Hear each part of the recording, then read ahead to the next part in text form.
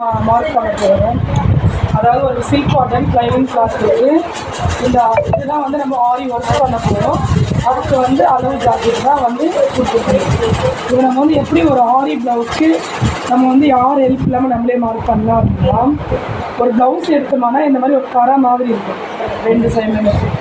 அப்படியே இந்த ரெண்டு கரையுமே இப்படி ஒன்றா அப்படி இருக்கும் கிளாத்து. நம்ம இந்த மாதிரி மடிச்சுக்கிட்டு இதை வந்து ஃபஸ்ட்டு 4 மடிக்கலாம்.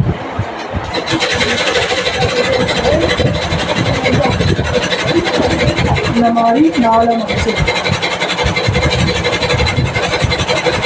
4 மடித்த உடனே ஒரு 1/2 இன்ச்சு இல்லைனா 3/4 இன்ச்சு வந்து கொஞ்சம் ஒரு லைன் போட்டுக்கலாம். நம்ம எப்போ ஆரி ப்ளவுஸ் மார்க் பண்ணாலும் ஒயிட் டிசி தான் மார்க் பண்ணணும்.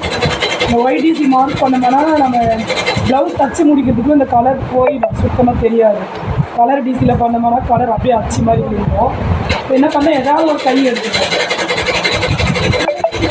இந்த கை ஏதாவது ஒரு கை எடுத்துக்கிட்டு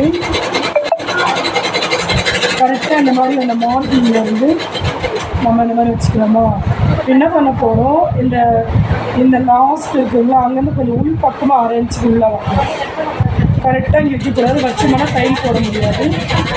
இந்த மாதிரி 1/2 இன்ச் வச்சுக்கணும். அதே மாதிரி இங்கே ஒரு டைல் போட்டிருக்காங்க பார்த்தீங்களா, அதுக்கு கொஞ்சம் லைட்டாக கீழே வச்சோம்னா ரெண்டாவது ஆம்ஸ்கிட்டையும் வந்து 1/2 இன்ச்சு உள்ளே வரும்.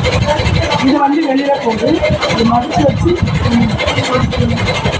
மொத்தம் வந்து 1 2 3 என்ன பண்ணுறோம், இந்த மாதிரி பண்ணிட்டு ஸ்கேல் வச்சு இந்த இடத்துல ஒரு லைன் அவ்வளோதான்.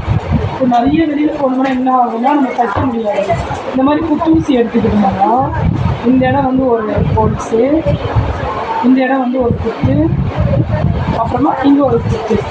மொத்தம் எத்தனை இடம்னா ஒரு 3 இடம் தான் நம்ம போடுறோம். 1 2 3. ஸோ இதை போட்ட உடனே அழகாக சில்க் காட்டன் அதுக்கும் நல்லாவே விழுந்துடும். நல்லா அந்த ஊசி கரெக்டாக விழுந்துருக்கும். விழுந்த உடனே நம்ம என்ன பண்ணலாம், இந்த மாதிரி டிசியாலே மார்க் பண்ணிக்கலாம். பென்னில் ஒயிட்னர்லாம் போடக்கூடாது, அப்படியே அச்சு மாதிரி விழுந்துடும். அதனால் ஒயிட் கலர் டிசியில் போட்டோம்னா கரெக்டாக பளிச்சுனும் இருக்கும். நம்ம ட்ரெஸ் தச்சு முடிச்ச உடனே அந்த ஒயிட் டிசி வந்து சுத்தமாக வந்து கலைஞ்சிடும். இல்லைன்னா வந்து ஏமா இதாக இருந்தாலும் ஒயிட் கலராக இருக்குதுன்னு எல்லோரும் கேட்பாங்க. அதனால் இந்த புள்ளி வந்து நல்லா தெரியுது. அந்த புள்ளிக்கு ஏற்ற மாதிரி நம்ம என்ன பண்ணுறோம், கையை வந்து இது மாதிரி வந்து எப்போவுமே வந்து எவ்வளோ எக்ஸ்பீரியன்ஸ்லாம் இருந்தால் கூட இப்படி தான் பக்கத்துலேயே தான் கை போடுவாங்க.